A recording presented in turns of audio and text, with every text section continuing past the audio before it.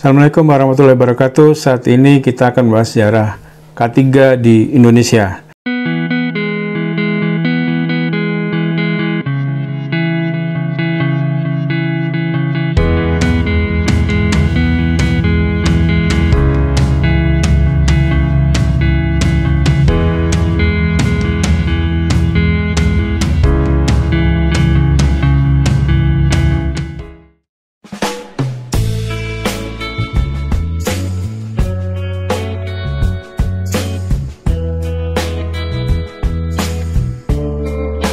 Pada masa sebelum abad 17 atau masa kerajaan di Indonesia, pada masa ini tidak diketahui pasti bagaimana sistem perkembangan K3 dengan minimnya data sejarah yang ada.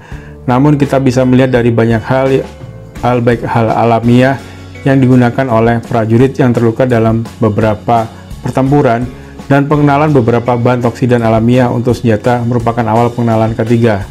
Jadi masa K3 di masa kerajaan Indonesia banyak hal yang kita perlu belajar dari kearifan lokal yang ada, baik dari segi pengobatan, baik dari segi pembuatan alat-alat, dan lain sebagainya.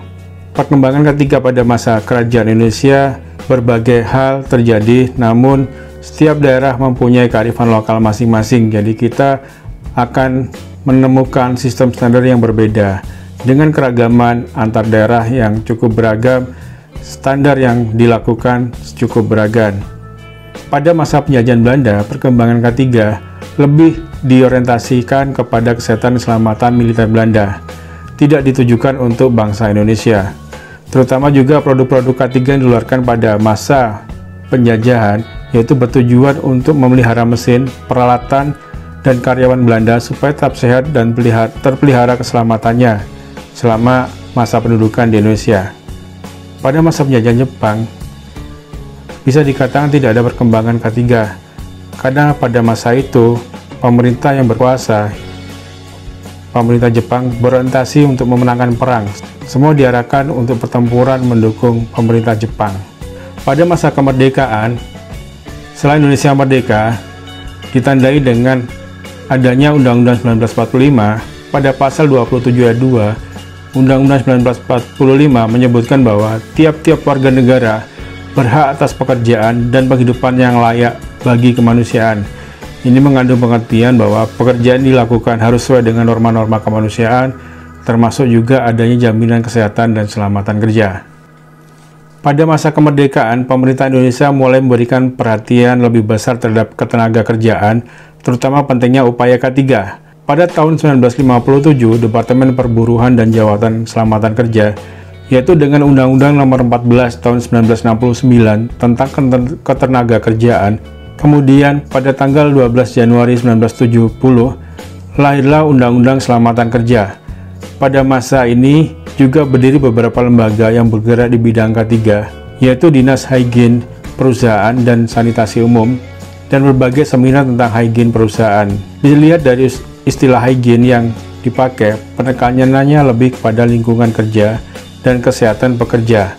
Unsur keselamatan kerja belum menonjol. Tanggung jawab pelaksanaan K3 lebih besar pada Departemen Tenaga Kerja. Meskipun pada tahun 2000-an, yaitu 2003, K3 mulai mendapatkan perhatian dari Departemen Kesehatan. Mulai berkembang K3 berbasis manajemen dengan adanya sistem manajemen K3. Undang-Undang Keselamatan Kerja disahkan mulai tahun 1970. Pada masa Orde Baru, banyak dilakukan pembangunan besar-besaran di Indonesia, sehingga pada 1969 diperlukannya suatu sistem untuk yang hal lebih baik menjamin keselamatan kerja, sehingga diperlukannya undang-undang untuk menjamin keselamatan kerja, yaitu pada tahun 1970 disahkannya undang-undang ini. Pada era reformasi, seiring dengan semangat otonomi daerah, maka perhatian K3 yang selama ini menjadi tanggung jawab pemerintah pusat, pemerintah daerah pun mempunyai kewajiban untuk memberikan jaminan K3. Semua tempat kerja wajib menyelenggarakan upaya untuk kesehatan dan keselamatan kerja. K3 mulai berkembang tidak hanya di perusahaan, namun juga di tempat kerja lainnya, semisal di K3 rumah sakit. Perkembangan K3 di dunia yang menekankan manajemen juga banyak berkembang, sehingga perkembangan K3 di dunia yang menekankan manajemen juga berkembang, sekaligus mengikuti standar internasional. Di era revolusi industri yang keempat ini, perkembangan ketiga di dunia pada masa depan juga ikut mempengaruhi di Indonesia. Implementasi K3 berorientasi pada kepatuhan terhadap aturan, pada masa mendatang lebih menekankan kepada kesadaran perilaku yang selamat dan sehat. Diperlukan juga teknologi yang mendukung perkembangan K3 di Indonesia, terutama di era revolusi industri yang keempat ini diperlukan teknologi yang untuk membantu K3. Dibutuhkan kesadaran, dibutuhkan kemauan untuk mendukung itu semua. Teknologi hanya sebagai alat untuk membantu kita, namun jika kita tidak mau dan tidak disiplin, maka penerapan K3 tidak akan maksimal.